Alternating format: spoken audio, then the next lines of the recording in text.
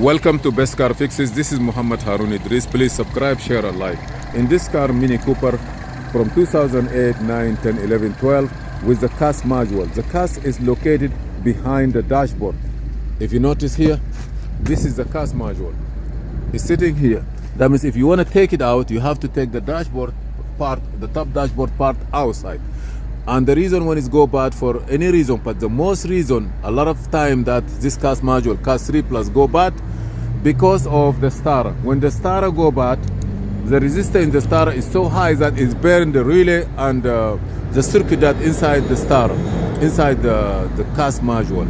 And you have to take everything out. You change the starter first, you come back, the car doesn't want to crank, and finally you find that inside is burned. Why? Because the resistor in the starter create is so high. And this is always happen when the first time you hear the starter want to start, then it fail 2-3 times, or you're gonna hear like kick, kick, kick, kick, then the car start. This is gonna heat up the circuit and it go bad and damage that module. And that module, to take it out and to fix it is kind of really bad and crazy.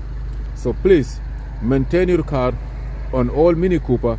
When you have long cranking or you have click, click, click before it start, please try to click noise before it start.